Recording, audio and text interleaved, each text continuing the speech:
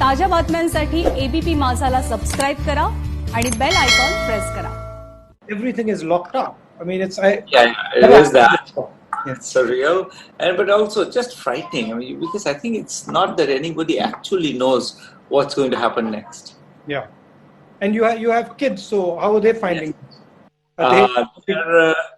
My daughter is a little stir crazy. She wants to be with her friends. My son, he's younger and he's more happy to have a parent at hand at all times, basically, etc. So for him, it's not a bad thing. But there is a full lockdown there, so they can't go out at all. Oh no, we can go out. We can walk around.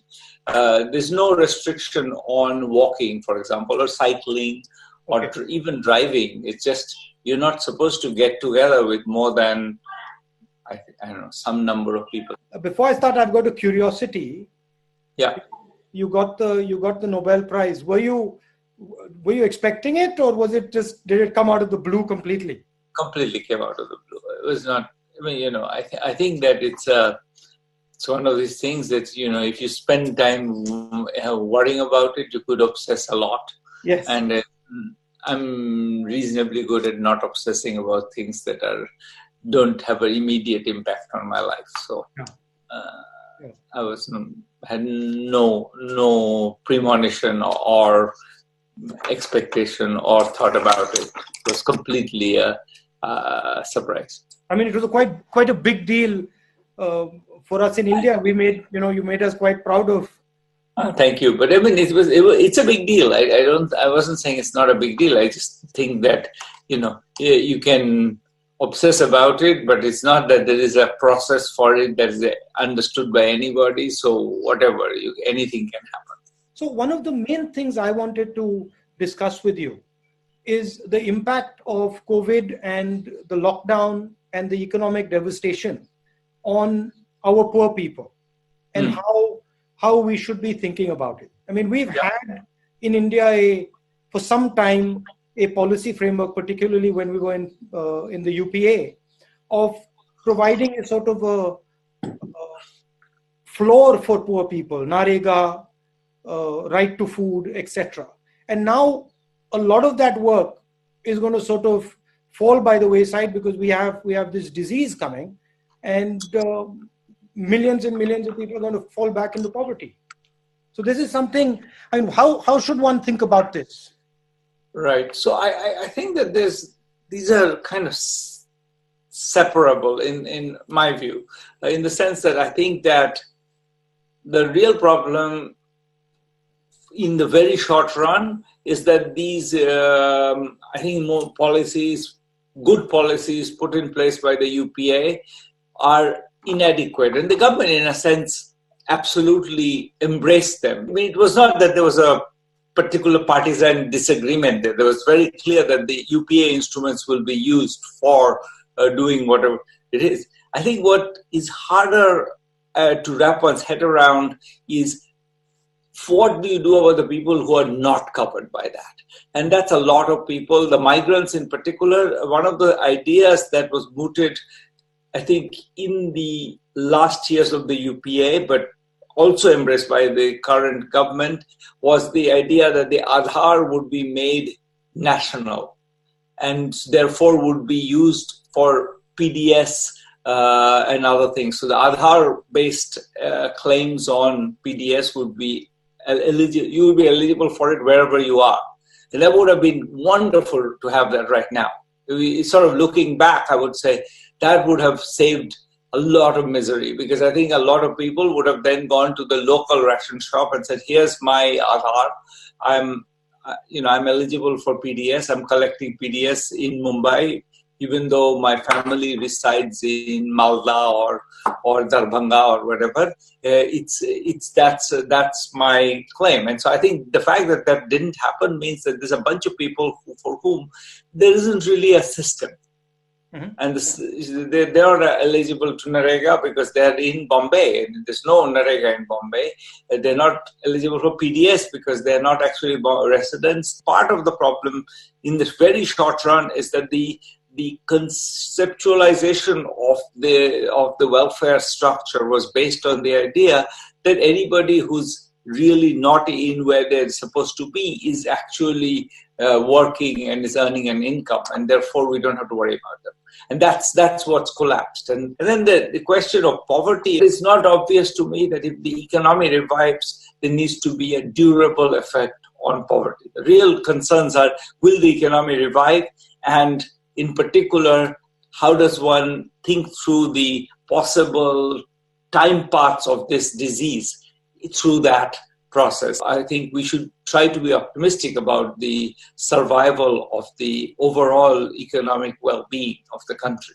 But we need to take the right actions. A lot of these people, they get their jobs from sort of small and medium businesses who are going to have a sort of cash flow problem, and a lot of those businesses are going to go bankrupt because of the shock.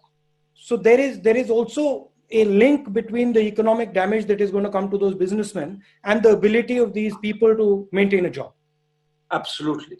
I mean, that's the reason why a lot of us have been saying that we need a stimulus package. Mm-hmm. That's what the US is doing. That's what Japan is doing. That's what Europe is doing. We really haven't decided on a large enough stimulus package. We're still talking about 1% of GDP or something.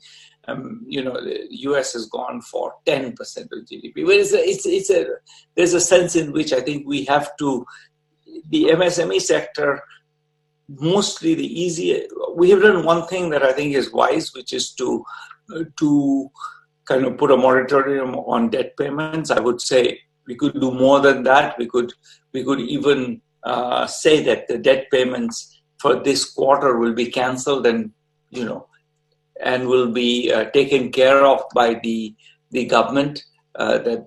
So we could do a bit more than that, so that you don't actually have to pay for a quarter where you never pay. It's not just a matter of rescheduling it, just permanently cancel it. We could do that, but beyond that, I think it's not clear that targeting the MSME sector is the right channel. It's more reviving demand, giving money in the hands of everybody so that they go buy in the stores or they buy consumer goods. The MSME sector produces a bunch of stuff that people will want.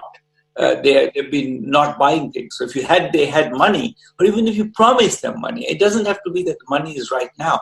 If you're in the red zone, you could say, look, whenever it's lifted, we'll have money in your account. You'll have 10,000 rupees in your account and you can spend it. I think spending is the easiest way to revive the economy, because then the MSME people, they get money, they spend it. It sort of has the usual Keynesian chain reaction. So we are talking about some version of Nyay, or a direct cash transfer to the poorest people. Absolutely, a direct cash transfer. Whether it's to the poorest people, that's more debatable. I would argue for a broader, because I think targeting is extremely costly. Yeah, you try to target in this mess. You try to target and figure out who's become poor after their shop was shut for 6 weeks. I don't know how we figure this out. I wouldn't try to figure it out. I would say, bottom 60% of the population, we give them some money. Nothing bad will happen, in my view. That if we gave them some money, well, some of them will not need it, but fine, they'll spend it. And if they spend it, that will have stimulus effect. So the only place where maybe I'm more aggressive than you are in that sentence is that I think I would go beyond the poorest people. So you're talking for a massive priming of the pump upfront. So you start up the demand as soon as possible. Yeah, I'm absolutely saying that. I've been saying that for a while, actually. Even before this happened, I've been saying that we have a demand problem. Now we going to have a bigger demand problem, because it's the usual thing. I have no money. I'm not buying anything because my shop is closed, but then your shop is closed because I'm not buying anything from you. So I think... Sorry. Go ahead. And I think implicit in what you're saying is that you need to do it faster rather than slower. So the faster you do it, the more effective it's going to be. Yeah, so every second lost is actually damaging. You're right in saying I want it fast. I don't want to have us checking everybody's loca standi, and whether they're appropriate for this or not.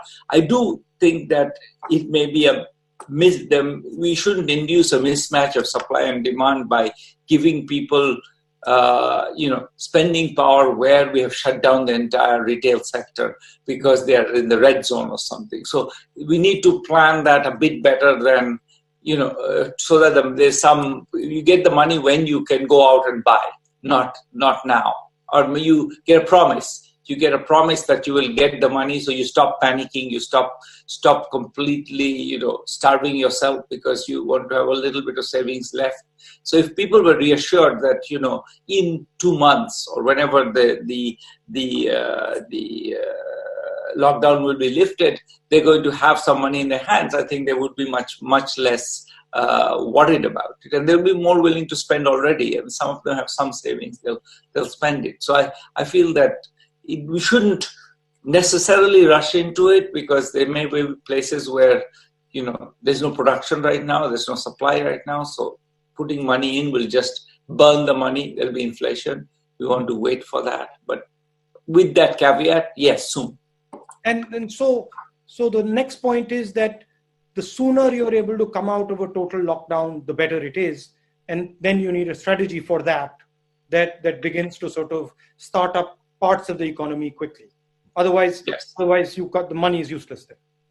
Correct. So I think sooner you come out of a lockdown, of course, depends very much on the disease. You don't want to take off the lockdown just when a lot of people are getting sick. So it's absolutely, that's absolutely right. We have to kind of be aware of the time path of the disease in taking that decision. The other thing that is slightly different in India is that the food issue and the scale of the food issue. Yeah. So we have large numbers of people who don't have ration cards. There's an argument being made, just hand out what is in the godams, because it's going to get more and more full as the harvests come in. So just move aggressively on that. What do you think of that? We in fact wrote an op-ed with Raghu, Rajan and Amartya Sen saying literally that, which is hand out temporary ration cards to anybody who wants one. In fact, put all other ration cards in abeyance. Just put temporary, anybody wants one, and it's a temporary ration card, lasts for 3 months for now, and maybe renewed for another 3 months if necessary, and honor that. So give everybody a ration card. Anybody walks in, give them one, and use that as the basis for making transfers. I think we have enough stocks. We can keep going for a while. The Rabi crop has been good this time, so we're going to have tons of wheat and rice. So at least wheat and rice we can keep giving out. I don't know whether we have enough dal or not, but I think that the government promised dal as well, and so hopefully we have enough dal and oil and cooking oil. But yes, absolutely, we can definitely do that and should really do that. Give out temporary ration cards to everybody. And what else would you think should be on the sort of the package that the government is thinking about? I mean, we've spoken about small and medium. We've spoken about migrant labor, about the food issue. Any other things that you feel should be on that? I think the last piece of this is just, I think, for the people who, to get cash to people, we really need some machinery. We can't really get cash to people. And people who have the Jan Dhan accounts, they can get the money, but many people don't. And especially, migrants may not have the access to that, etc. So I think we want to also think about what happens to the substantial part of the population that doesn't have access to these things. And probably the right answer is that we should give a bunch of money available to the state governments to try out their own schemes, to be creative in reaching people who are excluded and using NGOs. I think that we have to be willing to take some amount of, mistargeting, malfeasance. Some money will be stolen, but I think if we sit on our hands and say that, we don't want to do anything that's going to possibly go wrong, then I think we'll make sure it goes wrong in a sense. There is a balance between the centralization and the decentralization aspects. I mean, it's true that each state has its own nuances. Kerala is doing something completely different. Uttar Pradesh is doing something completely different. But then the central government also has a particular role that they have to play. And there's a tension I can see between these two ideas. You're completely right that this is a tension, and clearly the migrant movement question cannot be handled by a state government. It's a little bit odd that it is being handled so much bilaterally that, in a sense, I feel that that's a problem, because this is a place where you don't want to decentralize because you want to actually aggregate the information. If this is a population of people who are very infected, you don't want them to be moving through the whole country. And so I feel that that's a place where we should have tested people before they're allowed to board a train or something. Yeah.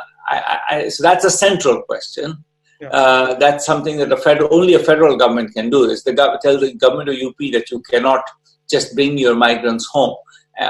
Conversely, I think the question of how to serve migrants in Bombay city is the Maharashtra government's problem, and or the Bombay city municipality's problem. And you can't have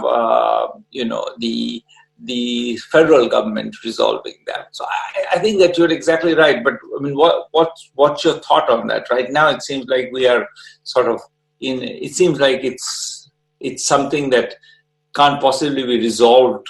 In the longer run, I think we need to think of, institutions which are more robust in that way. But right now, I don't see what we can do about it. I mean, I feel that you have to create option value. So decentralizing as much of it as possible, which they can handle at the local level, is, in my view, a good thing. So the tendency should be to sort of parcel out things that can be managed at the district level and at the state level. Of course, there are some things that, district magistrates can't decide about airlines and about, railways and stuff. So I feel that the big decisions should be national. And then even on the lockdown front, leeway should be given to the states. That is, if you want to lock down, you want to understand the nature of your lockdown, you please do your lockdown. So you give option value to the state, and the state can say, okay, actually, I'll do this and I won't do that. And the risk sort of comes on the state, and then they manage it better. That would be how I would think about it. But I think the current government has a slightly different view.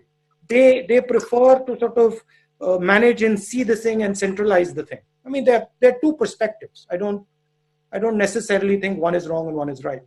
I veer towards the decentralization. I think that's what I would have done, is announced a bunch of money available for proposing good schemes for reaching the poorest people, and let states innovate. I mean, this is really, and I think there are good NGOs in most states who can be brought into that process, and as you say, the district magistrates often have great ideas, and we might as well benefit from all of that. So, are there some experiences in other countries that you found interesting? So, I'll tell you one thing that Indonesia is doing right now. Indonesia has decided that it's going to give out, cash transfers, and it's going to give it entirely through a community decision-making process.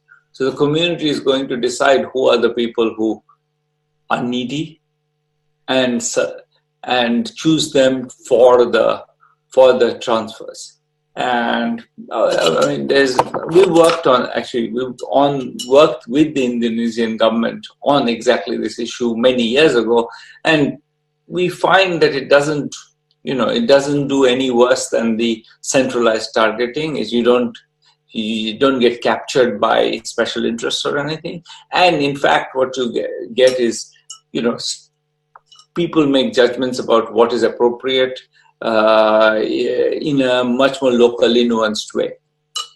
In India, so I think that's an experience we could learn from. They have very much gone in the direction of using, telling the community, here's some money, give it to the ones who are the most needy.